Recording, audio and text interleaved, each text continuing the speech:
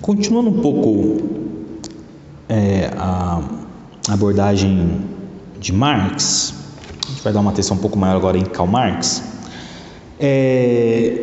Nós não podemos nos esquecer de que Karl Marx ele foi um célebre crítico ao idealismo hegeliano, né? De Friedrich Hegel. Marx ele faz uma crítica radical a esse idealismo hegeliano de um colega alemão, porque nesse idealismo Hegel ele inverte a relação entre o que é determinante, que seria a realidade material, e o que é determinado, as representações e conceitos acerca dessa realidade. Então, Marx ele critica esse radicalismo do idealismo hegeliano, porque ele afirma que Hegel ele inverte essa relação entre o que é determinante e o que é determinado, né? Dentro da filosofia idealista séria, a filosofia idealista seria então uma grande mistificação que pretende entender o mundo real, concreto, como manifestação de uma razão absoluta, né? Então, Marx vai se contrapor a essa perspectiva de Hegel, quando ele afirma no livro, principalmente o livro A Ideologia Alemã, página 4, ele vai falar o seguinte: as premissas de que partimos não constituem bases arbitrárias e nem dogmas. São antes bases reais de que só é possível abstrair no âmbito da imaginação. As nossas premissas são os indivíduos reais, a sua ação e as suas condições materiais de existência. Ou seja, Marx procurou compreender a história real dos seres humanos em sociedade a partir das condições materiais nas quais eles vivem, né? Essa visão da história foi chamada posteriormente por Engels de materialismo histórico, né? Ou seja, é a análise das condições dos seres humanos de uma sociedade a partir das condições materiais diretamente deles, né? Então, vamos compreender um pouquinho qual seriam os pontos do materialismo de Marx, né? E a gente vai destacar que é justamente o que se contrapõe às concepções de Hegel. Bom, materialismo histórico. De acordo com o pensamento de Marx, os seres humanos eles não podem ser pensados de forma abstrata, né, como alguns pensadores propuseram. Também não pode ser pensado de forma isolada, né, como nas filosofias de Feuerbach, de Proudhon e de tantos outros que Marx critica, principalmente Schopenhauer e Kierkegaard. Marx ele afirma que não existe o indivíduo formado fora das relações sociais. Então, ele tem algumas coisas que são próximas de Hegel, mas ele vai criticar os fundamentos de pensamento daqueles que precederam a ele, né? Ou seja, ele vai afirmar então que o indivíduo não é possível existir fora de relações sociais. Agora, ele enfatiza esse ponto de que o indivíduo é formado, ele não existe um indivíduo formado fora das relações sociais. Ele enfatiza esse ponto quando ele afirma que a essência humana é o conjunto das relações sociais, né? Ou seja, dentro da perspectiva marxista, aquilo que o ser humano é em sua essência é justamente um conjunto de diversas relações sociais. Isso ele vai afirmar nas teses contra Feuerbach, né? Na página 52. Ou seja, o que isso significaria para Marx, né?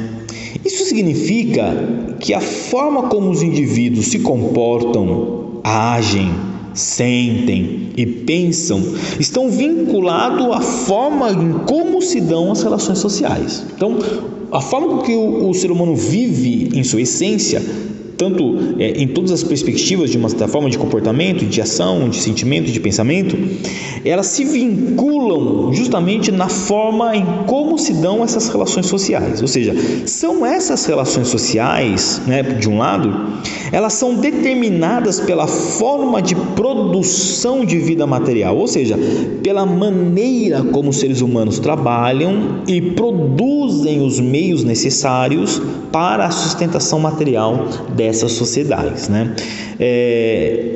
No livro A Ideologia Alemã, escrito em conjunto com Engels, Marx ele vai desenvolver essa reflexão dizendo a seguinte questão, na página 4, né, continuando aí o parágrafo. A forma como os homens produzem esses meios depende, em primeiro lugar, da natureza, isto é, dos meios de existência já elaborados e que lhes é necessário reproduzir. Mas não deveremos considerar esse modo de produção deste único ponto de vista, isto é, enquanto mera reprodução da existência física dos indivíduos. Pelo contrário, já constitui um modo determinado de atividade de tais indivíduos, uma forma determinada de manifestar a sua vida, um modo de vida determinado. A forma como os indivíduos manifestam a sua vida reflete muito exatamente aquilo que são.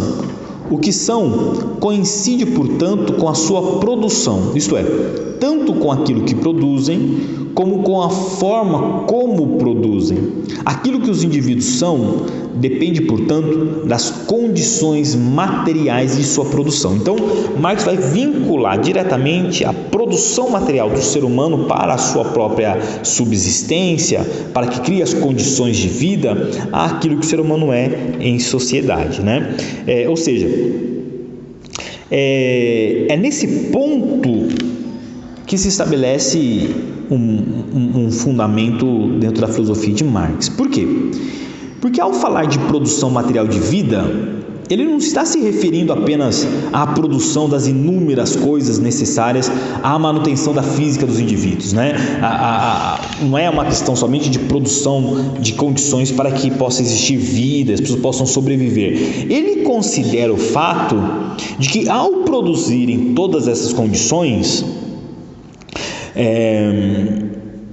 os seres humanos eles vão se construindo a si mesmos como indivíduos, ou seja, é justamente na produção de condições materiais de existência em que os seres humanos se constroem a si mesmos, né? Isso ocorre porque, de acordo com o pensamento de Marx, o modo de produção da vida material condiciona o processo geral da vida social, política e espiritual. Então, Marx vai vincular diretamente a existência do indivíduo à produção material de subsistência ou de vida que o ser humano ou que o indivíduo faz dentro de uma sociedade. Bom,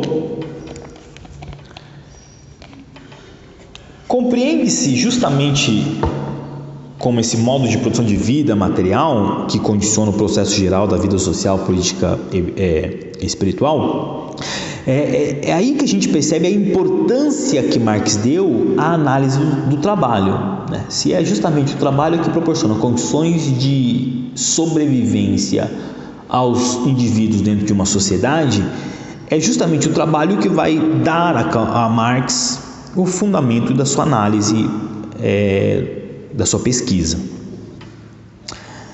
Marx reconhece o trabalho como uma atividade fundamental do ser humano e ele analisa os fatores que o tornam uma atividade massacrante e alienada dentro do capitalismo, né? Ele vai analisar o que mudou dentro da produção de trabalho anteriormente feito e realizado pelos indivíduos para a produção de trabalho dentro do capitalismo. Ou seja, essa demonstração desenvolve em vários textos né, de uma forma mais rigorosa, principalmente no livro O Capital, livro em que Marx expõe a lógica do modo de produção capitalista, né? Ou seja, em que a força do trabalho ela é transformada em uma mercadoria com dupla face. De um lado é uma mercadoria como outra qualquer, paga pelo salário, e do outro é a única mercadoria que produz valor, ou seja, é o que reproduz o capital, né? Então, justamente a força do trabalho é que vai ser alvo de análise e de pesquisa dentro da filosofia de Marx.